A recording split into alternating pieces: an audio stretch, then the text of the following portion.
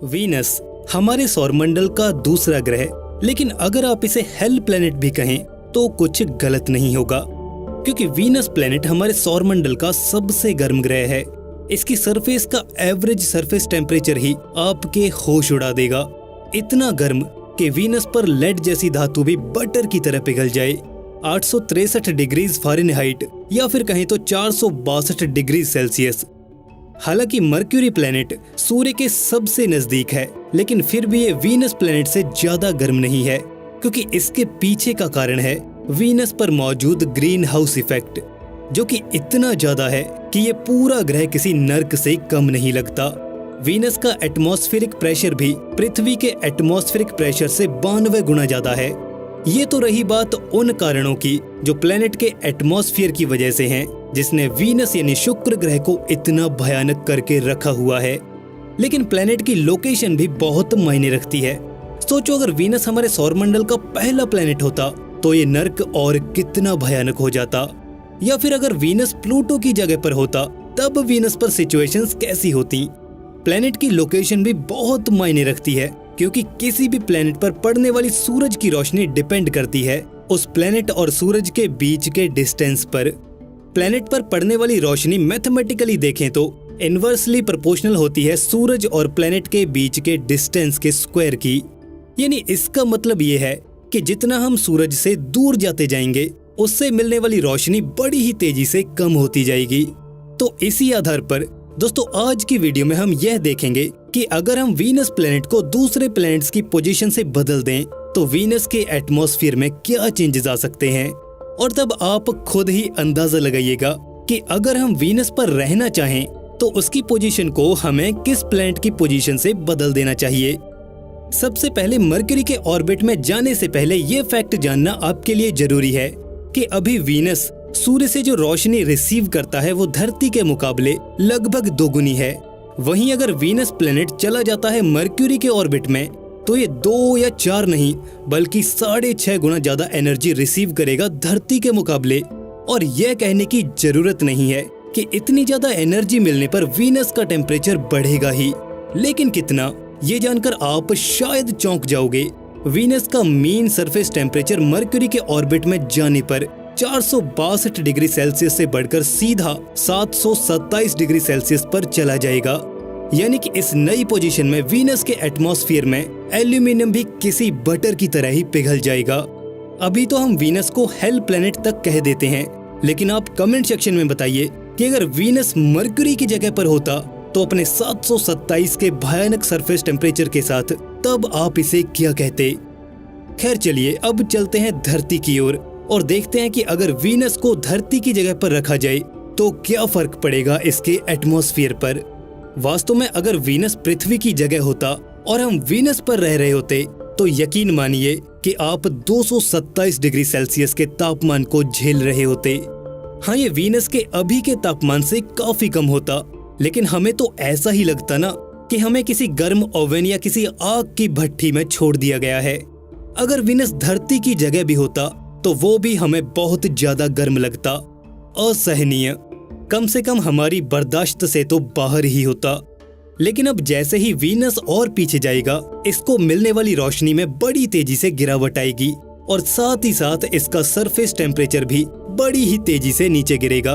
उदाहरण के तौर पर अगर वीनस को मार्स की जगह से बदल दिया जाए तो वीनस को धरती के मुकाबले 43% कम रोशनी नसीब होगी और इसका मीन सरफेस टेम्परेचर गिरकर सिर्फ और सिर्फ 7 डिग्री सेल्सियस ही रह जाएगा। यकीन हो रहा है आपको इस बात पर?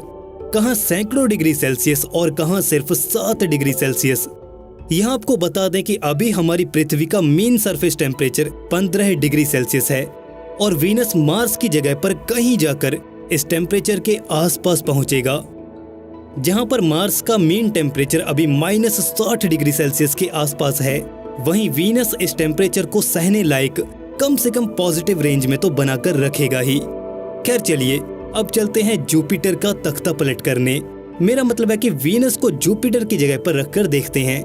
तो वीनस को जो रोशनी जुपिटर की जगह पर जाकर मिलेगी वो होगी हमारी पृथ्वी को रिसीव होने वाली रोशनी का सिर्फ और सिर्फ 4%। जरा सोच कर देखिए कितनी कम रोशनी उस बाहरी दुनिया तक पहुंचती है। और यहाँ पर वीनस का जो सरफेस टेम्परेचर होगा वो गिरकर हो जाएगा -63 डिग्री सेल्सियस के आसपास। उस टेम्परेचर पर पानी हमें सिर्फ आइस फॉर्म में ही मिल पाएगा। हालांकि वीनस अपना सारा पानी पहले ही खो चुका है, लेकिन कैसे, ये अभी तक एक बहुत बड़ी मिस्ट्री बनी हुई है। अगर आप चाहेंगे तो इस पर भी हम एक वीडियो बना सकते हैं। गाइस प्लीज कमेंट सेक्शन में जरूर बताइएगा। जुपिटर से भी आगे जाने पर वीनस का टेम्परेचर बड़ी तेजी से नीचे गिरने लगेगा और ये टेम्परेचर -173 डिग्री सेल्सियस तक चला जाएगा। सोलर सिस्टम के दूर दराज के इलाकों में इवन हमें वीनस का टेम्परेचर इससे भी ज्यादा ठंडा मिलेगा। लेकिन बात यह है कि आप उस फर्क को देखिए कि कैसे एक धधकता हुआ हेल प्लेनेट दूर जाने पर उस पर मौजूद गैसों की बर्फ से बना एक बड़ा सा गोला बनकर ही रह जाएगा, एकदम चिल्ड प्लेनेट। अब दोस्तों, आपको क्या लगता है कि हमारे लिए वीनस की कौन सी पोजीशन सबसे सही रहेगी? किसी दूसरे प्लेनेट पर हम इंसानों का कदम रखना अभी के लिए तो बस एक किसी बड़े हसीन सपने की तरह है। 20वीं और 21वीं शताब्दी के महान वैज्ञानिक रहे सर स्टीफन हॉकिंग ने भी कहा था कि आने वाले कुछ 100 सालों में हमें धरती को छोड़ना होगा। हमें कोई नया ग्रह या कोई ऐसा ठिकाना तलाशना होगा जहां हम इंसान रह सकें। हमने दूर दूर तक अंतरिक्ष को खंगाल लिया है, लेकिन जीवन का एक भी निशान हाथ नहीं लगा। मेरा यहाँ पर यह मानना है कि हमारा जो जीवन है वो बहुत अनमोल है, बहुत दुर्लभ है इस ब्रह्मांड में। तो इसे बचाना हमारी जिम्मेवारी है ताकि हमारी आने वाली पीढ़ियां अनंत समय तक इस ब्रह्मांड का हिस्सा बनी रह सकें। लेकिन कहते हैं ना कि हमें जो मिलता है वो हमेशा वो नहीं होता जिसकी हमें आरज़ू होती है। वीनस प्लेनेट, शुक्र ग्रह, जिसे देखकर एक बार तो हमें लगा था कि बस ये हमारे लिए ही बना है, आकार में लगभग हमारी पृथ्वी जैसा, शायद वहां पर भी जीवन हो, यही सोचा था हमारे वैज्ञानिकों ने। और फिर वीनस प्लेनेट को नाम दे दिया पृथ्वी का सिस्टर प्लेनेट। आशा थी कि वहां जीवन के कुछ संकेत तो मिलेंगे, लेकिन जल्द ही साइंटिफिक स्टडीज से हमें पता चल गया कि वीनस शायद हमारे लिए नहीं बना है। वहां की कंडीशंस किसी नर्क से कम नहीं हैं। और फिर किसी समय पृथ्वी का सिस्टर प्लेनेट कहे जाने वाले वीनस प्लेनेट को अब पृथ्वी का ईवल ट्विन कहा जाने लगा और ये कहना एक फैशन बन गया। इसके पीछे का कारण था कि हमें वीनस पर पानी ही नहीं मिला, और क्योंकि पानी उस जीवन के लिए सबसे जरूरी है जिस कार्बन बेस्ड लाइफ को हम अपनी धरती पर देखते हैं। और कारण भी थे कि इसके एटमॉस्फेयर में लगभग 96% कार्बन डाइऑक्साइड है और यहाँ का तापमान इतना कि इंसान इस नर्क में एक सांस तक न ले सके। लेकिन क्या आप जानते हैं कि ये हमेशा से ऐसा नहीं था। ये भी हिस्ट्री में कभी आबाद हुआ करता था उन समुद्रों से जो आज धरती पर हैं। लेकिन फिर इसके साथ कुछ तो गलत हुआ। वैज्ञानिक मानते हैं कि 700 मिलियन साल पहले वीनस के साथ एक अनहोनी हुई थी।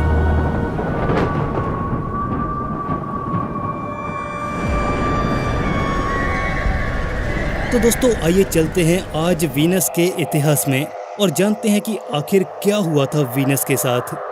वैज्ञानिकों का दावा है कि एक समय था कि वीनस पर पानी के समुद्र हुआ करते थे। ये दावा कोई मनगढ़ंत या साइंस फिक्शन स्टोरीज के लिए नहीं है, बल्कि साइंटिफिक स्टडीज पर आधारित है, जिसे हम इस वीडियो में बड़ी ही सिंपल भाषा में जानेंगे। लेकिन आगे बढ़ने से पहले हमें ड्यूटेरियम टू हाइड्रोजन रेशो के बारे में जानना होगा। गाइज, ये भी बड़ा ही सिंपल कॉन्सेप्ट है, आसानी से समझ आ जाएगा। लेकिन इससे पहले हम एटम को समझ लेते हैं। बेसिकली एटम 3 बेसिक चीजों से मिलकर बना है, इलेक्ट्रॉन, प्रोटॉन और न्यूट्रॉन। प्रोटॉन पर 1 यूनिट पॉजिटिव चार्ज होता है और ये न्यूक्लियस में पाया जाता है।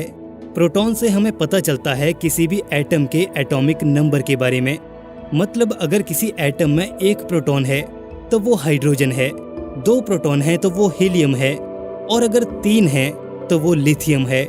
यानी कि अगर हमारे पास 2 एटम्स हैं और उनमें डिफरेंट नंबर ऑफ प्रोटॉन्स हैं तो यकीनन वो एटम्स 2 अलग अलग एलिमेंट्स के हैं।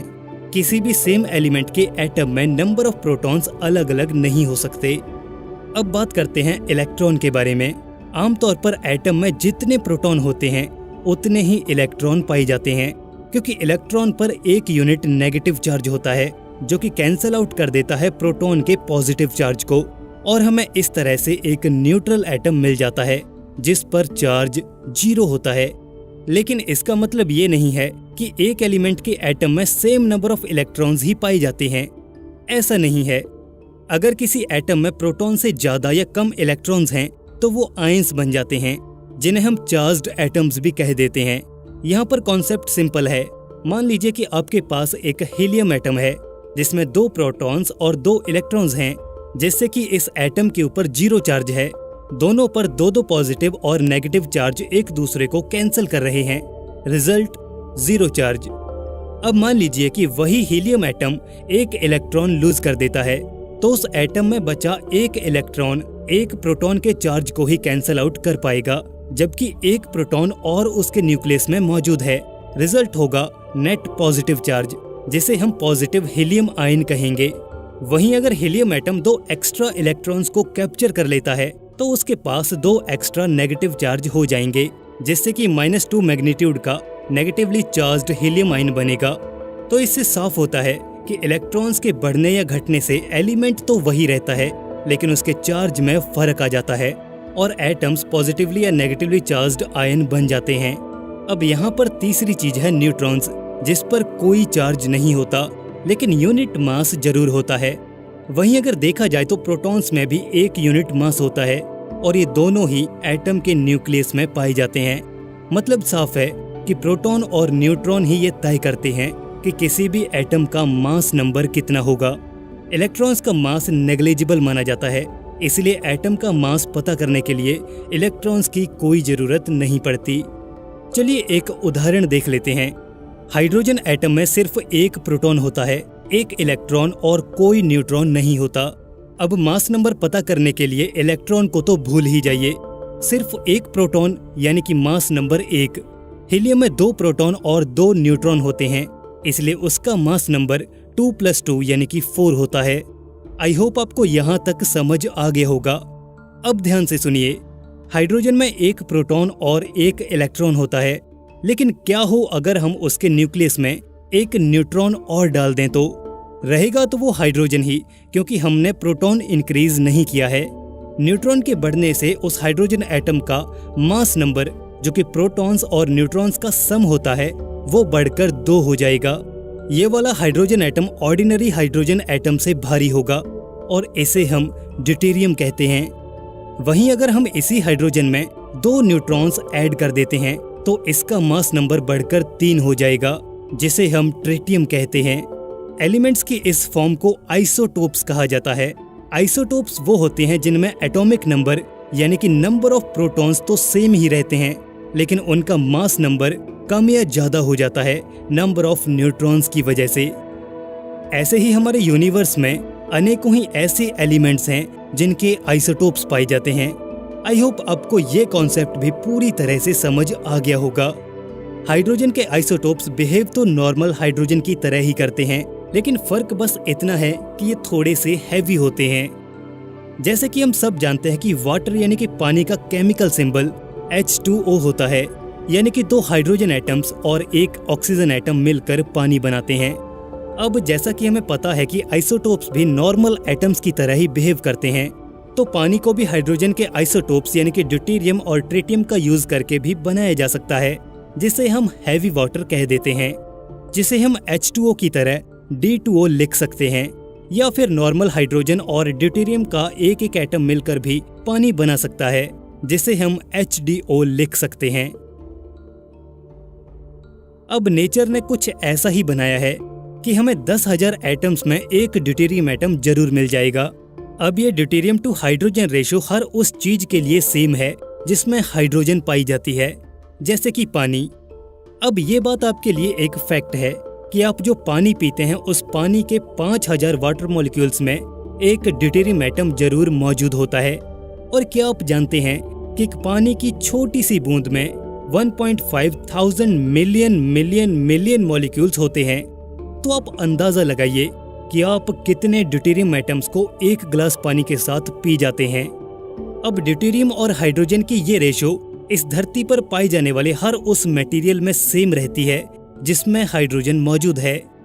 इसके अलावा मून रॉक्स, सारे मेटेरॉइड्स और कॉमेट्स सभी की ड्यूटेरियम टू हाइड्रोजन रेशो बराबर ही है। और जहां तक हमने ये जाना है कि बड़े बड़े जायंट प्लैनेट्स, हमारा ये सूरज, बड़े बड़े तारे और इस यूनिवर्स में हर जगह same deuterium to hydrogen ratio है, क्योंकि हाइड्रोजन और ड्यूटेरियम ही वो एलिमेंट्स हैं जो बिग बैंग के पहले कुछ मोमेंट्स में बने थे, एक फिक्स रेशो के साथ, जिसे आज हम हर जगह देखते हैं।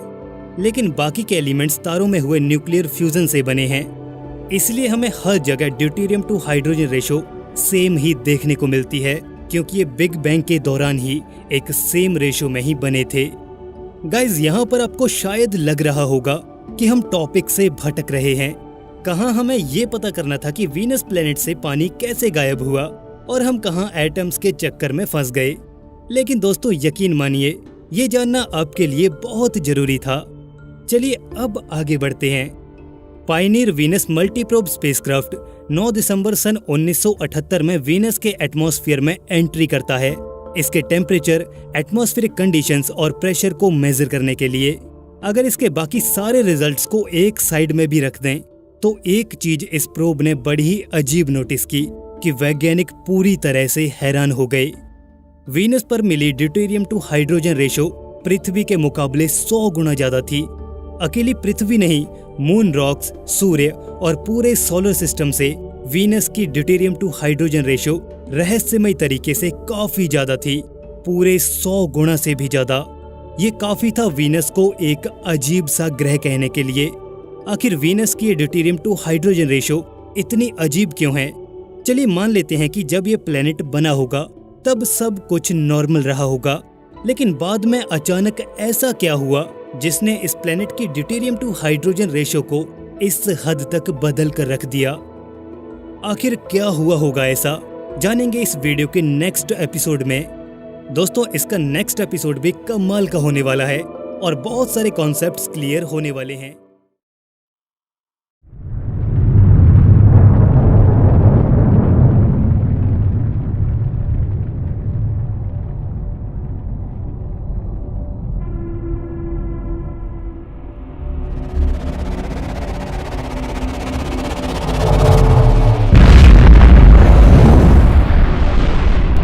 जब हम इस यूनिवर्स को देखते हैं तो बड़े कॉस्मिक स्केल पर हमें ग्रेविटी एक ऐसी फोर्स दिखाई देती है जो पूरे यूनिवर्स पर डोमिनेट कर रही है। आप इस यूनिवर्स का कोई भी स्ट्रक्चर देख लीजिए, एक छोटे से एस्टेरॉइड से लेकर प्लैनेट्स, स्टार्स, गैलेक्सीज और इवन इससे भी बड़े स्ट्रक्चर्स, सब ग्रेविटी की वजह से ही टिके हुए हैं। कोई हिम्मत नहीं करता इन बड़े बड़े स्ट्रक्चर से बाहर निकलने की। क्या आपने कभी ट्राई किया है कि बस आप एक ऐसी छलांग लगाओ कि फटाक से धरती को छोड़कर स्पेस में जा सको?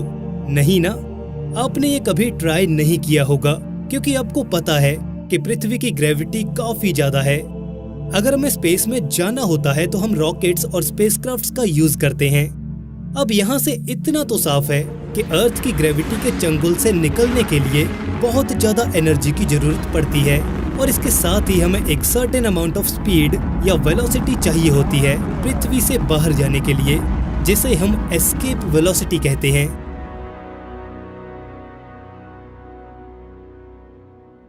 अब आपको ये बात तो क्लियर है कि धरती और बाकी प्लैनेट्स के पास इतनी एनर्जी नहीं है कि वो सूर्य की ग्रेविटी के चंगुल से भाग सकें, और न ही प्लैनेट्स की वेलोसिटी इतनी ज्यादा है कि वो सूर्य के एस्केप वेलोसिटी के बैरियर को पार कर सकें। और इस यूनिवर्स में हर चीज ऐसे ही काम कर रही है।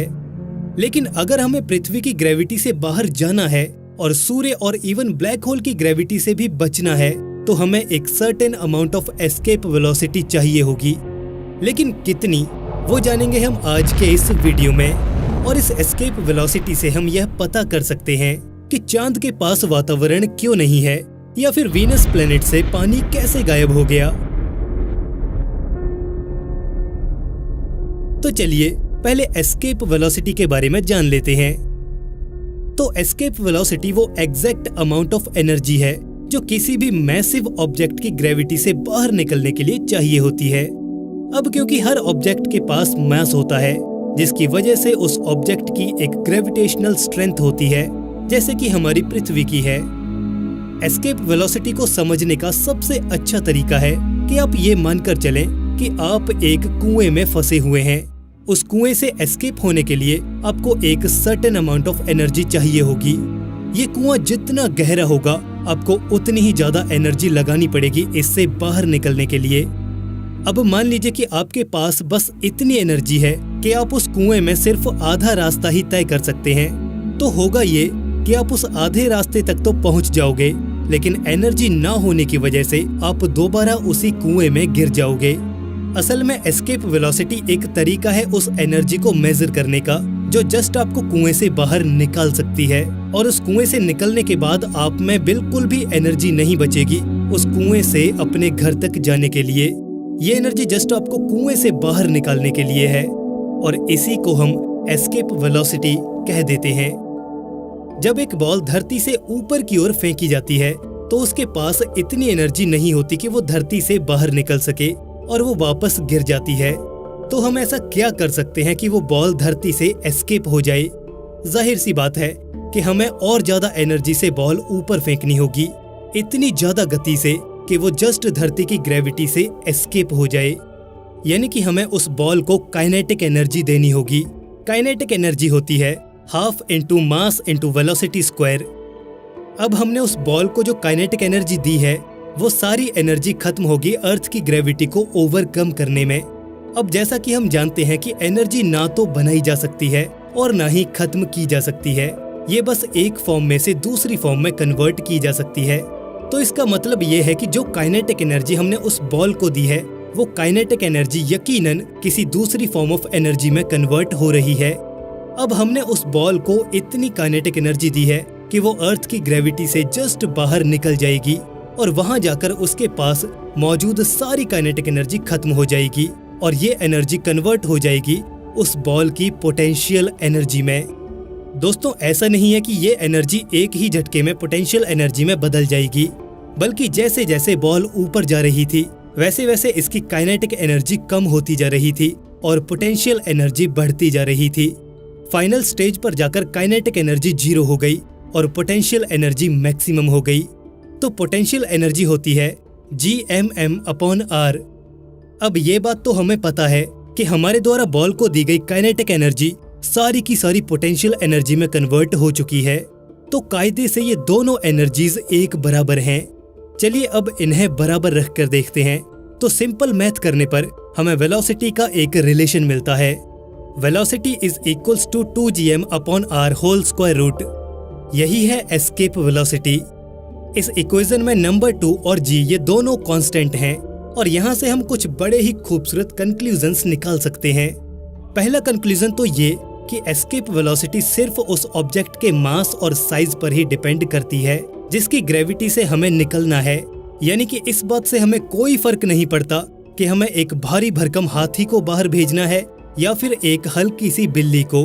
दोनों को ही बाहर भेजने के लिए एक ही एस्केप वेलोसिटी की जरूरत होगी। यहाँ पर देखो, नेचर ने कोई भी भेदभाव नहीं किया है। खैर चलिए, दूसरा कंक्लूजन है कि एस्केप वेलोसिटी डायरेक्टली प्रोपोर्शनल है मास के और इनवर्सली प्रोपोर्शनल है ऑब्जेक्ट के साइज के। दोस्तों, अगर ये जान लिया तो समझो आप बहुत कुछ जान जाएंगे। इसका मतलब है कि अगर आप ऑब्जेक्ट का साइज सेम रखें और क्योंकि मास डायरेक्टली प्रोपोर्शनल है तो मास को बढ़ाते जाएं तो एस्केप वेलोसिटी भी बढ़ती ही जाएगी। यानी जैसे जैसे ऑब्जेक्ट का मास बढ़ता जाएगा हमें उतनी ही ज्यादा एस्केप वेलोसिटी चाहिए होगी उसकी ग्रेविटी से निकलने के लिए। अब क्योंकि r यानी कि radius of the object inversely proportional है तो मास को कांस्टेंट रखकर अगर हम ऑब्जेक्ट का रेडियस यानी कि साइज को कम करने लगते हैं तो भी एस्केप वेलोसिटी बढ़ती ही जाएगी। अब यहाँ पर आप पृथ्वी को इमेजिन कर सकते हैं। मान लीजिए कि अगर पृथ्वी का भार उतना ही रहे लेकिन उसका आकार छोटा होता जाए तो उसी छोटी हो चुकी पृथ्वी से निकलने के लिए हमें ज्यादा एस्केप वेलोसिटी चाहिए होगी। इन एग्जाम्पल्स को देखकर आपको सब समझ आ जाएगा। अर्थ की एस्केप वेलोसिटी क्या होगी, इस इक्वेशन में वैल्यूज पुट करने पर आंसर मिलता है 11.2 किलोमीटर प्रति सेकेंड। यानी कि पृथ्वी की ग्रेविटी से निकलने के लिए हमें 11.2 किलोमीटर प्रति सेकेंड की रफ्तार से जाना होगा। चलिए ठीक है, अब सूरज की एस्केप वेलोसिटी क्या है? वैल्यूज पुट करने पर आंसर मिलता है 615 किलोमीटर प्रति सेकेंड। अब मान लीजिए किसी कारण सूरज अपने ही ग्रेविटी में कोलैप्स होने लग जाता है और इसका साइज पृथ्वी के बराबर हो जाता है। अब देखिए इसकी एस्केप वेलोसिटी क्या होगी। वैल्यूज पुट करने पर आंसर मिलता है 6450 किलोमीटर प्रति सेकेंड, यानी सूर्य की नॉर्मल एस्केप वेलोसिटी से कहीं ज्यादा। अब मान लीजिए कि अगर हमारी पृथ्वी एक मटर के आकार की हो जाती है, तब इसकी एस्केप वेलोसिटी क्या होगी। अगर हम मानकर चलें कि एक मटर का दाना 1 सेंटीमीटर डायमीटर का तो होगा ही। वैल्यूज पुट करने पर आंसर आता है 3,99,000 किलोमीटर प्रति सेकेंड। कुछ गौर किया आपने? ये एस्केप वेलोसिटी तो लाइट की स्पीड से भी ज्यादा है, यानी कि लाइट भी हमारी पृथ्वी की ग्रेविटी को एस्केप नहीं कर पाएगी। जाहिर सी बात है कि हमारी पृथ्वी ब्लैक होल बन जाएगी। इसलिए जब तारे अपनी ही ग्रेविटी में कोलैप्स होते हैं तो वो ब्लैक होल का निर्माण करते हैं। दोस्तों, आई होप यहाँ तक आपको काफी कुछ क्लियर हो गया होगा और मुझे कमेंट सेक्शन में ये जरूर बताइएगा कि आपने ये कभी सोचा था कि एस्केप वेलोसिटी जैसा कॉन्सेप्ट ब्लैक होल्स तक को आसानी से समझने में हमारी हेल्प करेगा। दोस्तों, अभी तो काफी कुछ बाकी है, तो वीडियो को आखिर तक जरूर देखें। किसी भी मून, प्लेनेट या स्टार के एटमॉस्फेयर में गैसेस फ्रीली मूव कर सकती हैं, लेकिन उनकी ये मूवमेंट टेम्परेचर पर डिपेंड करती है। किसी भी एनवायरनमेंट में गैसेस की एवरेज वेलोसिटी होती है 3kT/m²। यहाँ पर 3 और k कांस्टेंट हैं, यानी कि एवरेज वेलोसिटी डायरेक्टली प्रोपोर्शनल होती है टेम्परेचर के। मतलब ये कि जितना ज्यादा टेम्परेचर बढ़ेगा, एनवायरनमेंट में मौजूद गैस मॉलिक्यूल्स और एटम्स की एवरेज वेलोसिटी भी उतनी ही ज्यादा बढ़ती जाएगी। और गैसेस की एवरेज वेलोसिटी इनवर्सली प्रोपोर्शनल होती है मास के, यानी कि गैस या एटम का मास जितना ज्यादा होगा वो उतना ही एवरेज वेलोसिटी को धीमा करेगा। लेकिन अगर हम किसी स्पेसिफिक गैस को लें, फॉर एग्जांपल हाइड्रोजन को, तो टेम्परेचर के बढ़ने से हाइड्रोजन गैस की एवरेज वेलोसिटी बढ़ती ही जाएगी, क्योंकि उन सभी का मास कांस्टेंट है। अब एवरेज में भी ऐसा होता है कि गैस के सारे एटम्स या मॉलिक्यूल्स एक ही स्पीड पर मूव नहीं करते। कुछ एवरेज से फास्ट भी होते हैं तो कुछ स्लो भी होते हैं। बोल्ट्जमैन डिस्ट्रीब्यूशन भी यही दिखाता है। इससे हमें ये पता चलता है कि 0.5% यानी कि 200 में से एक मॉलिक्यूल ऐसे होते हैं जो अपनी एवरेज वेलोसिटी से दोगुनी स्पीड से मूव कर रहे होते हैं, और 0.5% मॉलिक्यूल ऐसे होते हैं जो अपनी एवरेज वेलोसिटी से 20% कम स्पीड से मूव कर रहे होते हैं। देखिए, स्लो मूव करने वालों से तो हमें कोई लेना देना नहीं है, लेकिन ये जो 0.5% मॉलिक्यूल्स दोगुनी स्पीड से मूव करने वाले हैं ना, ये हमारे लिए बहुत क्रिटिकल हो जाते हैं जब बात आती है प्लैनेट्स के एटमॉस्फेयर की। गाइज, यही तो वो हैं जिनकी वजह से वीनस के आज हालात ऐसे हैं। चलिए अब आगे बढ़ने से पहले बोल्ट्जमैन डिस्ट्रीब्यूशन कॉन्सेप्ट को सिंपल सी एग्जांपल से जान लेते हैं। मान लीजिए कि यूपी के किसी शहर में ज्यादातर कारें 65 किलोमीटर प्रति घंटे की स्पीड से चलती हैं, यानी कि कारों की एवरेज स्पीड लगभग 65 किलोमीटर प्रति घंटा है। लेकिन असल में होता ये होगा कि 70 से 90% कारें 60 से 70 किलोमीटर प्रति घंटे की स्पीड से चलती होंगी। कुछ कारें फास्ट तो कुछ स्लो चलती होंगी। लेकिन कुछ ऐसे चमन ड्राइवर भी होते हैं, वही 200 में से एक, जो अपनी कार को 100 किलोमीटर प्रति घंटे की रफ्तार से भी चलाते हैं, और 200 में से एक ऐसे भी होते हैं जो 45 किलोमीटर प्रति घंटे पर ही गाड़ी चलाने में अपनी शान समझते हैं। अब सपोज कर लीजिए कि 100 किलोमीटर प्रति घंटे वाले को तो यूपी पुलिस ने धर लिया। अब क्या? अब होना क्या है, हमारे देश में चमन लोगों की कमी तो है नहीं।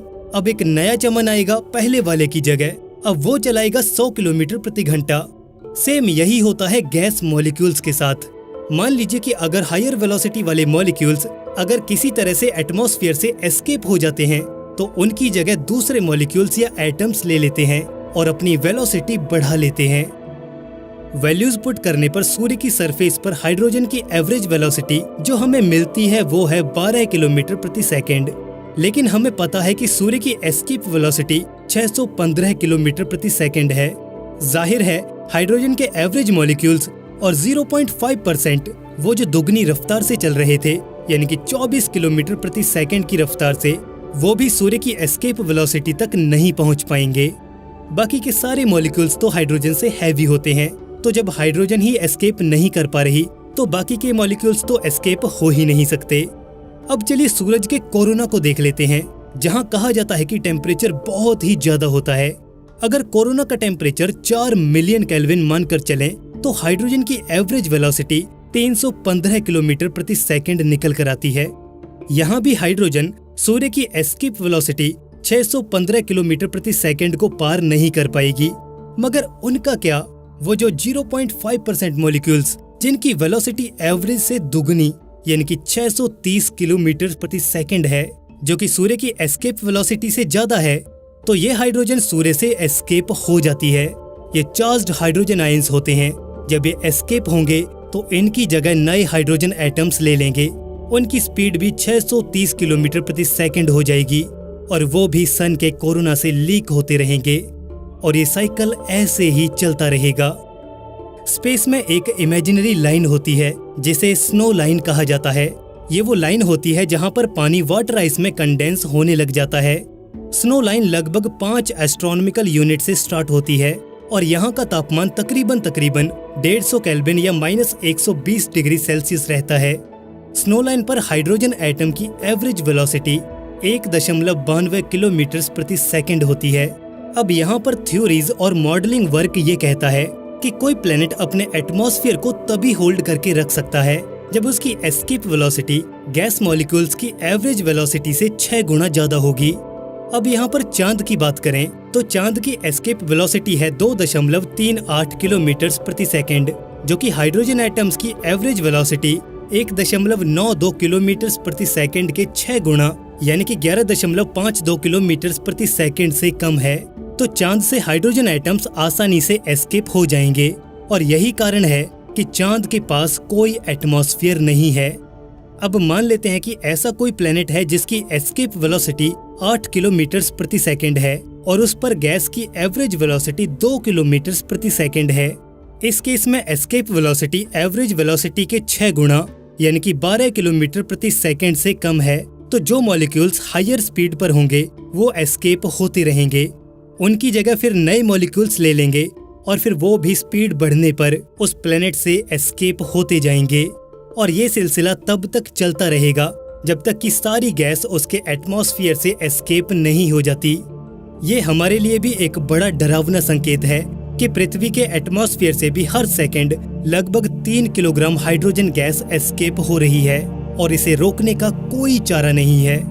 वीनस प्लेनेट को भी यही चीज ले डूबी, जिसकी बात हम नेक्स्ट वीडियो में करेंगे। दोस्तों, आशा है कि आपको एस्केप वेलोसिटी का कॉन्सेप्ट पूरी तरह से क्लियर हो गया होगा। अगर कोई डाउट है तो कमेंट सेक्शन में आप चर्चा कर सकते हैं। किसी दूसरे प्लेनेट पर हम इंसानों का कदम रखना अभी के लिए तो बस एक किसी बड़े हसीन सपने की तरह है। 20वीं और 21वीं शताब्दी के महान वैज्ञानिक रहे सर स्टीफन हॉकिंग ने भी कहा था कि आने वाले कुछ 100 सालों में हमें धरती को छोड़ना होगा।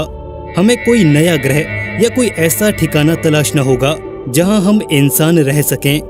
हमने दूर दूर तक अंतरिक्ष को खंगाल लिया है, लेकिन जीवन का एक भी निशान हाथ नहीं लगा।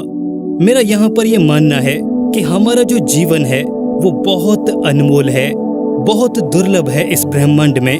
तो इसे बचाना हमारी जिम्मेवारी है ताकि हमारी आने वाली पीढ़ियां अनंत समय तक इस ब्रह्मांड का हिस्सा बनी रह सकें। लेकिन कहते हैं ना कि हमें जो मिलता है वो हमेशा वो नहीं होता जिसकी हमें आरज़ू होती है। वीनस प्लेनेट, शुक्र ग्रह, जिसे देखकर एक बार तो हमें लगा था कि बस ये हमारे लिए ही बना है, आकार में लगभग हमारी पृथ्वी जैसा, शायद वहां पर भी जीवन हो, यही सोचा था हमारे वैज्ञानिकों ने। और फिर वीनस प्लेनेट को नाम दे दिया पृथ्वी का सिस्टर प्लेनेट। आशा थी कि वहां जीवन के कुछ संकेत तो मिलेंगे, लेकिन जल्द ही साइंटिफिक स्टडीज से हमें पता चल गया कि वीनस शायद हमारे लिए नहीं बना है। वहां की कंडीशंस किसी नर्क से कम नहीं हैं। और फिर किसी समय पृथ्वी का सिस्टर प्लेनेट कहे जाने वाले वीनस प्लेनेट को अब पृथ्वी का ईवल ट्विन कहा जाने लगा और ये कहना एक फैशन बन गया। इसके पीछे का कारण था कि हमें वीनस पर पानी ही नहीं मिला, और क्योंकि पानी उस जीवन के लिए सबसे जरूरी है जिस कार्बन बेस्ड लाइफ को हम अपनी धरती पर देखते हैं। और कारण भी थे कि इसके एटमॉस्फेयर में लगभग 96% कार्बन डाइऑक्साइड है और यहाँ का तापमान इतना कि इंसान इस नर्क में एक सांस तक न ले सके। लेकिन क्या आप जानते हैं कि ये हमेशा से ऐसा नहीं था। ये भी हिस्ट्री में कभी आबाद हुआ करता था उन समुद्रों से जो आज धरती पर हैं। लेकिन फिर इसके साथ कुछ तो गलत हुआ। वैज्ञानिक मानते हैं कि 700 मिलियन साल पहले वीनस के साथ एक अनहोनी हुई थी।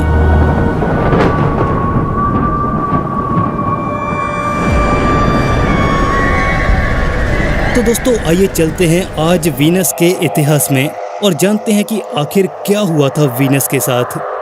वैज्ञानिकों का दावा है कि एक समय था कि वीनस पर पानी के समुद्र हुआ करते थे।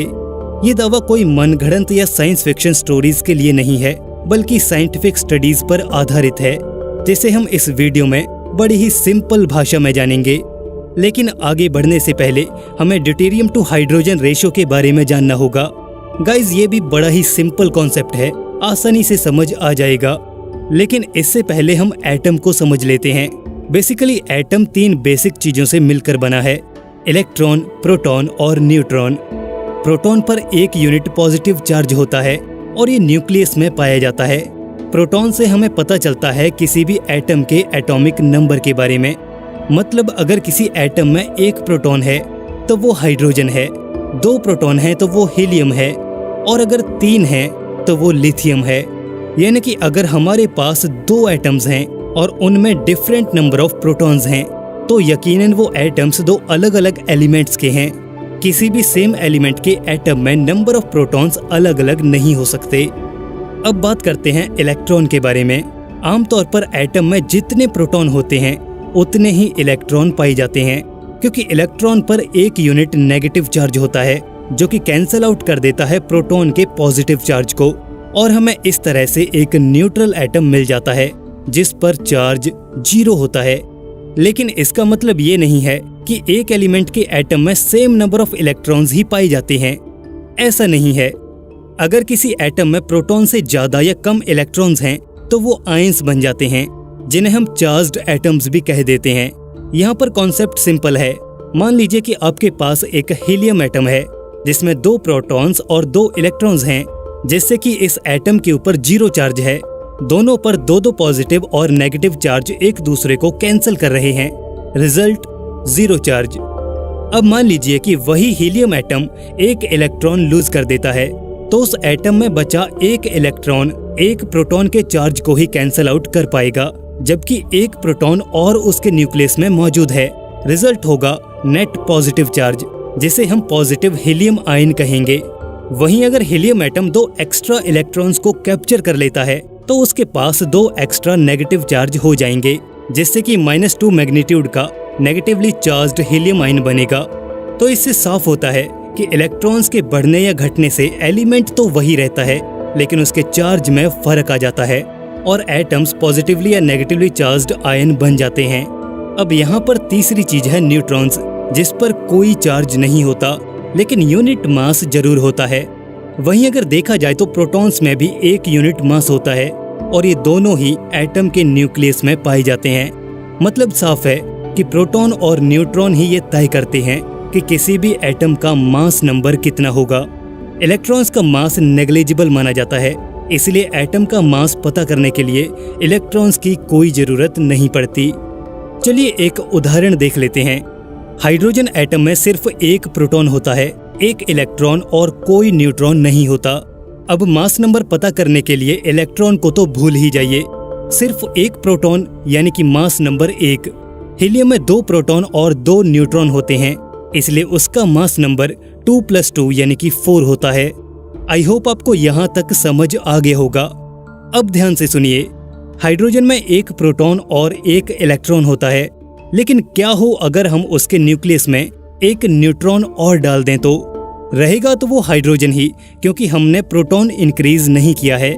न्यूट्रॉन के बढ़ने से उस हाइड्रोजन एटम का मास नंबर, जो कि प्रोटॉन्स और न्यूट्रॉन्स का सम होता है, वो बढ़कर 2 हो जाएगा। ये वाला hydrogen atom ordinary hydrogen atom से भारी होगा और इसे हम ड्यूटेरियम कहते हैं। वहीं अगर हम इसी हाइड्रोजन में 2 न्यूट्रॉन्स ऐड कर देते हैं तो इसका मास नंबर बढ़कर 3 हो जाएगा, जिसे हम ट्रिटियम कहते हैं। एलिमेंट्स की इस फॉर्म को आइसोटोप्स कहा जाता है। आइसोटोप्स वो होते हैं जिनमें एटॉमिक नंबर यानी कि नंबर ऑफ प्रोटॉन्स तो सेम ही रहते हैं, लेकिन उनका मास नंबर कम या ज्यादा हो जाता है नंबर ऑफ न्यूट्रॉन्स की वजह से। ऐसे ही हमारे यूनिवर्स में अनेकों ही ऐसे एलिमेंट्स हैं जिनके आइसोटोप्स पाए जाते हैं। आई होप आपको ये कॉन्सेप्ट भी पूरी तरह से समझ आ गया होगा। हाइड्रोजन के आइसोटोप्स बिहेव तो नॉर्मल हाइड्रोजन की तरह ही करते हैं, लेकिन फर्क बस इतना है कि ये थोड़े से हैवी होते हैं। जैसे कि हम सब जानते हैं कि वाटर यानी कि पानी का केमिकल सिंबल H2O होता है, यानी कि 2 हाइड्रोजन एटम्स और 1 ऑक्सीजन एटम मिलकर पानी बनाते हैं। अब जैसा कि हमें पता है कि आइसोटोप्स भी नॉर्मल एटम्स की तरह ही बिहेव करते हैं, तो पानी को भी हाइड्रोजन के आइसोटोप्स यानी कि ड्यूटेरियम और ट्रिटियम का यूज करके भी बनाया जा सकता है, जिसे हम हैवी वाटर कह देते हैं, जिसे हम H2O की तरह D2O लिख सकते हैं, या फिर नॉर्मल हाइड्रोजन और ड्यूटेरियम का एक एक एटम मिलकर भी पानी बना सकता है, जिसे हम HDO लिख सकते हैं। अब नेचर ने कुछ ऐसा ही बनाया है कि हमें 10,000 एटम्स में एक ड्यूटेरियम एटम जरूर मिल जाएगा। अब ये ड्यूटेरियम टू हाइड्रोजन रेशो हर उस चीज के लिए सेम है जिसमें हाइड्रोजन पाई जाती है, जैसे कि पानी। अब ये बात आपके लिए एक फैक्ट है कि आप जो पानी पीते हैं उस पानी के 5,000 वाटर मॉलिक्यूल्स में एक ड्यूटेरियम एटम जरूर मौजूद होता है। और क्या आप जानते हैं कि पानी की छोटी सी बूंद में 1.5 मिलियन मॉलिक्यूल्स होते हैं। तो आप अंदाजा लगाइए कि आप कितने ड्यूटेरियम एटम्स को एक गिलास पानी के साथ पी जाते हैं। अब ड्यूटेरियम और हाइड्रोजन की ये रेशो इस धरती पर पाए जाने वाले हर उस मटेरियल में सेम रहती है जिसमें हाइड्रोजन मौजूद है। इसके अलावा मून रॉक्स, सारे मेटेरॉइड्स और कॉमेट्स सभी की ड्यूटेरियम टू हाइड्रोजन रेशो बराबर ही है। और जहां तक हमने ये जाना है कि बड़े बड़े जायंट प्लैनेट्स, हमारा ये सूरज, बड़े बड़े तारे और इस यूनिवर्स में हर जगह same deuterium to hydrogen ratio है, क्योंकि हाइड्रोजन और ड्यूटेरियम ही वो एलिमेंट्स हैं जो बिग बैंग के पहले कुछ मोमेंट्स में बने थे, एक फिक्स रेशो के साथ, जिसे आज हम हर जगह देखते हैं। लेकिन बाकी के एलिमेंट्स तारों में हुए न्यूक्लियर फ्यूजन से बने हैं, इसलिए हमें हर जगह deuterium to hydrogen ratio same ही देखने को मिलती है, क्योंकि ये बिग बैंग के दौरान ही एक सेम रेशो में ही बने थे। गाइज, यहाँ पर आपको शायद लग रहा होगा कि हम टॉपिक से भटक रहे हैं। कहाँ हमें ये पता करना था कि वीनस प्लेनेट से पानी कैसे गायब हुआ और हम कहाँ एटम्स के चक्कर में फंस गए। लेकिन दोस्तों, यकीन मानिए, ये जानना आपके लिए बहुत जरूरी था। चलिए अब आगे बढ़ते हैं। पायनियर वीनस मल्टीप्रोब स्पेसक्राफ्ट 9 दिसंबर सन 1978 में वीनस के एटमॉस्फेयर में एंट्री करता है, इसके टेम्परेचर, एटमॉस्फेरिक कंडीशंस और प्रेशर को मेजर करने के लिए। अगर इसके बाकी सारे रिजल्ट्स को एक साइड में भी रख दें, तो एक चीज इस प्रोब ने बड़ी ही अजीब नोटिस की कि वैज्ञानिक पूरी तरह से हैरान हो गए। वीनस पर मिली ड्यूटेरियम टू हाइड्रोजन रेशो पृथ्वी के मुकाबले 100 गुना ज्यादा थी। अकेली पृथ्वी नहीं, मून रॉक्स, सूर्य और पूरे सोलर सिस्टम से वीनस की ड्यूटेरियम टू हाइड्रोजन रेशो रहस्यमय तरीके से काफी ज्यादा थी, पूरे 100 गुना से भी ज्यादा। ये काफी था वीनस को एक अजीब सा ग्रह कहने के लिए। आखिर वीनस की ड्यूटेरियम टू हाइड्रोजन रेशो इतनी अजीब क्यों है? चलिए मान लेते हैं कि जब ये प्लेनेट बना होगा तब सब कुछ नॉर्मल रहा होगा, लेकिन बाद में अचानक ऐसा क्या हुआ जिसने इस प्लेनेट की ड्यूटेरियम टू हाइड्रोजन रेशो को इस हद तक बदल कर रख दिया? आखिर क्या हुआ होगा ऐसा, जानेंगे इस वीडियो के नेक्स्ट एपिसोड में। दोस्तों, इसका नेक्स्ट एपिसोड भी कमाल का होने वाला है और बहुत सारे कॉन्सेप्ट्स क्लियर होने वाले हैं। तो शायद ये था वीनस। कुछ ऐसा ही दिखता होगा जब वास्तव में वीनस धरती का ट्विन हुआ करता था। बेहिसाब पानी, पानी के समुद्र और बारिश। लेकिन आज ये डरावनी शक्ल ले चुका है, ईवल ट्विन बन चुका है। बारिश तो यहाँ आज भी होती है, लेकिन एसिड की। तो आखिर ये सब हुआ कैसे? पिछले 2 एपिसोड्स में हमने जाना कि कैसे वीनस प्लेनेट का सारा पानी गायब हो गया, लेकिन ये सब वीनस की किस्मत में ही क्यों था? वीनस आखिर इतना अनलकी कैसे हो गया? तो आज के इस आखिरी पार्ट में हम वीनस की अनलकी स्टोरी के बारे में जानेंगे और समराइज करेंगे अभी तक की सारी चीजों को। मैं वीनस हूँ। चलिए आज मैं आपको अपनी कहानी खुद सुनाता हूँ। वो सुबह भी हर बार की तरह एक शांत सी सुबह थी। हवा चल रही थी और पानी से लबालब था मैं। बड़े बड़े समुद्र थे। खैर बहुत याद आते हैं वो दिन। मेरी किस्मत ही खराब थी। पृथ्वी पर जहाँ 24 घंटे का दिन था, वहीं मैं पूरे 248 गुना स्लो था पृथ्वी से। और ऊपर से वो चमकता सूरज और उसकी चिलचिलाती धूप मेरी जमीन को तपाती रहती। ऐसा लगता कि मानो बस मैं ठहरा हुआ हूं समय में। बस ऐसे ही समय निकल रहा था। तकरीबन 700 मिलियन साल पहले मुझे महसूस होने लगा कि बहुत कुछ बड़ी तेजी से बदल रहा है।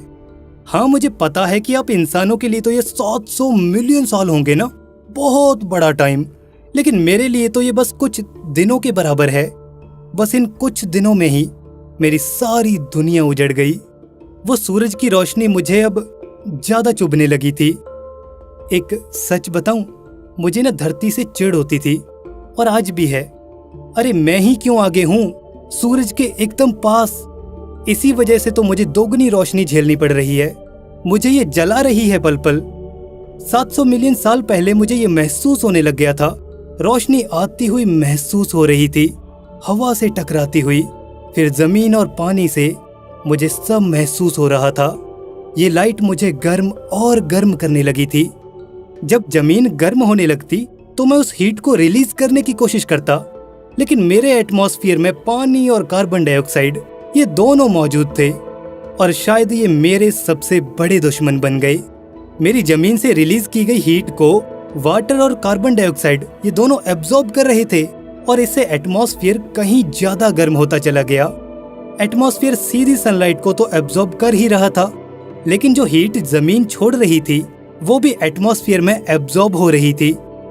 बादल वो तो सदियों से मेरे एटमॉस्फेयर में बनते आ रहे थे। वो मेरे लिए कुछ राहत का काम कर रहे थे। वो सनलाइट को दोबारा स्पेस में रिफ्लेक्ट कर देते, तकरीबन 26%, और बाकी अंदर आ जाती। और लाइट के अंदर आते ही फिर वही खेल शुरू हो जाता। वो जमीन से टकराती, कुछ हीट समुद्र, जमीन और चट्टानों में एब्जॉर्ब हो जाती। लेकिन जब एक्स्ट्रा हीट में रिलीज करता तो वो हीट कुछ एटमॉस्फेयर में एब्जॉर्ब हो जाती। आधी हीट एटमॉस्फेयर स्पेस में छोड़ देता तो कुछ एब्जॉर्ब कर लेता और बाकी की बची हीट को दोबारा जमीन पर पटक दिया जाता। ऐसा लग रहा था मानो मेरी जमीन और मेरा आसमान दोनों हीट को किसी गेंद की तरह ऊपर से नीचे, नीचे से ऊपर फेंक रहे थे। और इन दोनों के खेल में मैं पूरी तरह से झुलसता जा रहा था, क्योंकि सूरज तो कभी लाइट फेंकना बंद कर ही नहीं सकता और मेरा एटमॉस्फेयर उस लाइट को अंदर ट्रैप करता ही जा रहा था, करता ही जा रहा था। मैं याद करने की कोशिश करूं तो उस टाइम मेरे एटमॉस्फेयर में वो ऑक्सीजन नहीं थी जिससे आप सांस लेते हो। H2O यानी कि पानी और CO2 यानी कि कार्बन डाइऑक्साइड, इनके मॉलिक्यूल्स में बंधी हुई ऑक्सीजन तो बहुत थी और शायद यही मेरी बदकिस्मती थी। ऑक्सीजन ही नहीं थी तो ओजोन लेयर कहां से आती, जो तुम्हारी प्यारी धरती को बचा कर रखती है। सूरज का अल्ट्रावायलेट रेडिएशन ओजोन न होने से मेरे एटमॉस्फेयर में अंदर तक गर्मी ही गर्मी कर देता और मेरे सारे समुद्र उस राक्षस अल्ट्रावायलेट रेडिएशन के सामने यूं ही पड़े हुए थे। मैं चाहकर भी कुछ नहीं कर सकता था। चाहकर भी मैं समुद्रों को वो सुरक्षा कवच नहीं दे सकता था, बस तमाशा देख सकता था। जहां एक तरफ मेरी जमीन और आसमान मेरा साथ नहीं दे रहे थे, वो लगातार और पहले से भी कहीं ज्यादा तेजी से हीट को ट्रैप करते जा रहे थे। ऊपर से ओजोन नहीं थी मेरे पास और मुझे क्या पता था कि आगे ये पानी ये भी मेरा दुश्मन बनने वाला था। मुझे लग रहा था कि मेरी खूबसूरती जिस पर मैं नाज किया करता था वही मेरी दुश्मन बनती जा रही थी, क्योंकि मुझे बहुत नाज था अपने समुद्रों पर, उसी पानी पर। गर्मी से पानी भाप बनकर उड़ने लगा। पानी की छोटी छोटी बूंदें मेरे पूरे एटमॉस्फेयर में फैल गईं। ये वो समय था जब तापमान 100 डिग्री से बहुत कम था, काफी कम, पानी के बॉइलिंग पॉइंट से काफी कम था। आपको पता है कि आपके वैज्ञानिक इस दौर को वेट ग्रीन हाउस सिनेरियो कहते हैं, क्योंकि इस टाइम पर मेरे एटमॉस्फेयर में हर तरफ पानी ही पानी की बूंदें हो चुकी थीं। ये वाटर मॉलिक्यूल्स और भी ज्यादा हीट को एब्जॉर्ब करने लगे। एटमॉस्फेयर और गर्म होने लगा। ऊपर से ultraviolet light in water molecules को हाइड्रोजन और ऑक्सीजन में तोड़ने लगी और यहाँ से मेरी खराब किस्मत ने जो रफ्तार पकड़ी उसने सब खत्म करके रख दिया। मेरे समुद्रों में भी कार्बन डाइऑक्साइड घुली हुई थी, जैसे धरती के समुद्रों में है। लेकिन जैसे जैसे गर्मी की वजह से पानी उड़ता गया, वो इवेपोरेट होता गया। समुद्रों से कार्बन डाइऑक्साइड भी आजाद होती गई। अब मेरे लिए एक और नया दुश्मन खड़ा हो चुका था, कार्बन डाइऑक्साइड। यह ग्रीन हाउस गैस मेरे लिए सबसे घातक साबित होने वाली थी। वाटर मॉलिक्यूल्स और कार्बन डाइऑक्साइड ने मिलकर ग्रीन हाउस इफेक्ट पैदा करना शुरू कर दिया, जिससे अब और हीट मेरे एटमॉस्फेयर में ट्रैप होने लगी थी। अब मैं पूरी तरह से आग की भट्टी में तब्दील होने वाला था।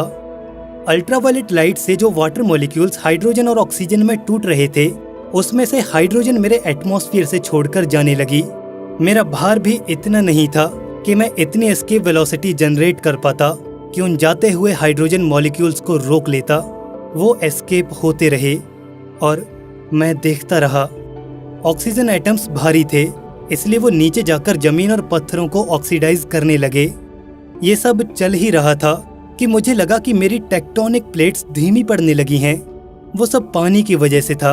मेरा पानी टेक्टोनिक प्लेट्स के लिए लुब्रिकेंट का काम करता था, लेकिन अब धीरे धीरे जमीन और अंदर का पानी सूखता ही जा रहा था। सब कुछ बड़ी तेजी से बदल रहा था। अब वो समय आ गया था जिसे आपके वैज्ञानिक रन अवे ग्रीन हाउस कहते हैं। तापमान पानी के बॉइलिंग पॉइंट से ऊपर जा चुका था। समुद्रों में मौजूद पानी अब उबलने लगा था। वो बड़ी तेजी से समुद्रों से गायब होता जा रहा था, मेरी आंखों के सामने से। हाइड्रोजन मेरे एटमॉस्फेयर से एस्केप होती जा रही थी और कार्बन डाइऑक्साइड का दबदबा लगातार मेरे एटमॉस्फेयर में बढ़ता ही जा रहा था। जमीन में से पानी सूखने की वजह से टेक्टोनिक एक्टिविटी लगभग लॉक हो चुकी थी और शायद एक अनजान खतरा भी मेरी तरफ बढ़ रहा था। वो सोलर स्टॉर्म, वो सूरज से निकलने वाली सोलर विंड्स, वो बड़ी तेजी से मेरी तरफ बढ़ रही थीं। मेरा भार इतना नहीं था कि मैं अपनी कोर में इतना ज्यादा प्रेशर जनरेट करके जियो डायनेमो बना के अपनी मैग्नेटिक फील्ड जनरेट करके खुद को बचा पाता। यही तो है मेरी unlucky story. Solar storm hit हुआ और उसने मेरा सारा एटमॉस्फेयर उड़ा दिया, सारा पानी गायब कर दिया। सोलर स्टॉर्म के टकराने से मेरा ऊपरी एटमॉस्फेयर लगभग खत्म हो गया था।